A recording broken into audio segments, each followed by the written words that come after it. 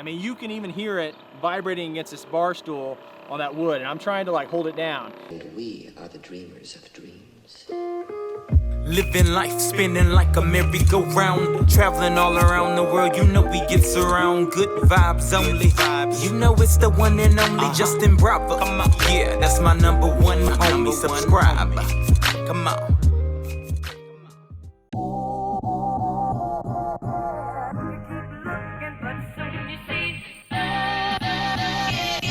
Yo, Go Gang, what's going on? Okay, so I've got a lot of questions. I got a lot of comments. People ask me about this hub motor versus belt motor, and there's a lot to consider, a lot of things to think about. But what I thought I would do is I'd bring out a couple hub motors, one belt motor, so we could talk about it. I want to go over it real quick because people are asking me about the vibration and all the things, and I thought it's just going to be better just to do it on a video and show you exactly what we're talking about. So let's get after it. First of all, I got a boosted board over here, which is a belt-driven unit.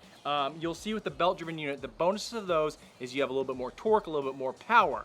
But the downside to a belt-driven unit is that if you run out of power, you can't push it. So here's a belt, and it can barely move on its own. A hub, free spinning. Belt, hub.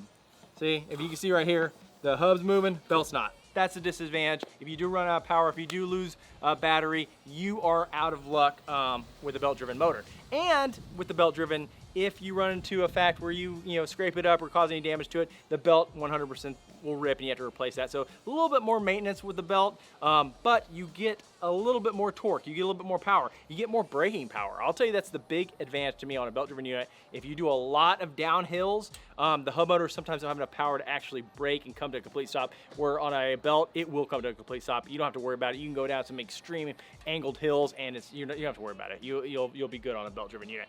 But as far as what everyone was asking me was the wobble. What's the wobble situation? We have a boosted, we have an Ownboard. These are very popular hub and belt-driven units, so let's check it out. So when you have a boosted and it's running, now you're gonna hear a huge difference. Here's a boosted running. That's another thing, belt-driven is loud. Hub motors, nice and quiet. So if you want to be stealthy, if you want to get around the neighborhood, if you don't want people to hear you coming, you want a hub motor. They're much quieter. On the boosted, I don't even want to talk while this is going because I don't think y'all can even hear me, because this is loud.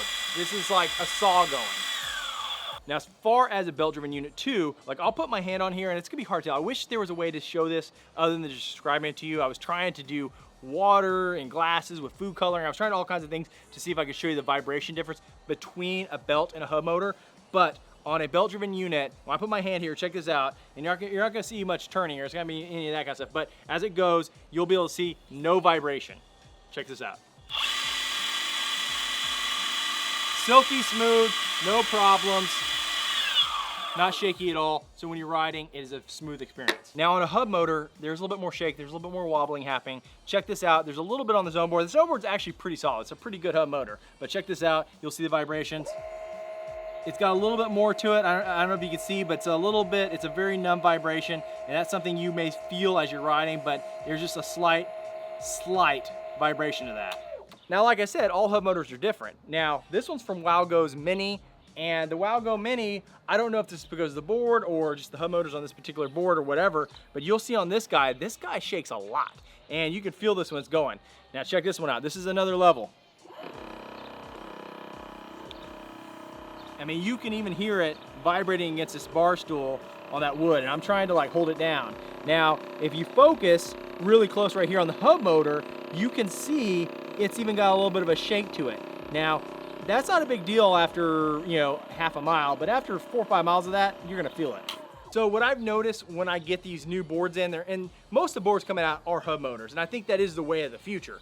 But as I look at them, what I'll do is I'll put them on their tops, I'll put them on the deck, and I'll fire them up, and I'll just gun it full blast, and I'll watch that hub. Some of them will wobble like they're off balance or something's going on with them, and they shake just enough that it will cause you problems while you're riding. After a few miles, you're really gonna feel it's kind of numb your feet up. On the belt-driven units, I never experienced that. I've never felt like it was out of balance, it was shaky, it was wobbly. Like I have not noticed that at all, but I do notice that on the hub motor. So to answer everyone's questions, do you get more vibration on a hub motor? Yes, you do. You get a little bit more vibration, so know that going into it.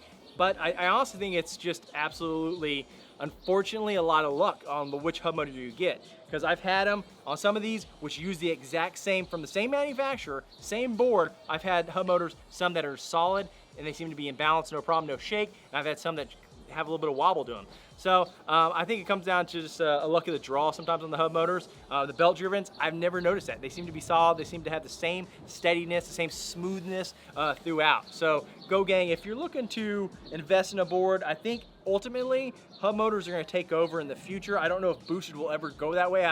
They've been so committed to belt, they may not, but they might. If you want all the things, a belt driven is going to give you all that, except you're going to get noise and you're not going to be able to push it. Hub is an easier motor to manufacture, and you're liable to get it for a much cheaper price.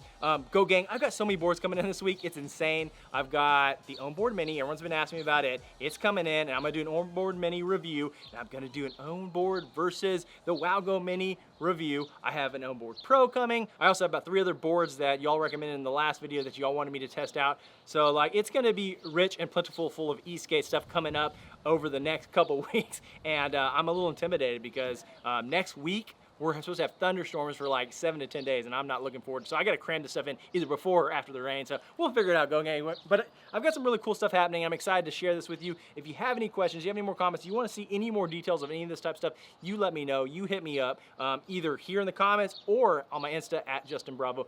Go Gang. Until tomorrow, be great.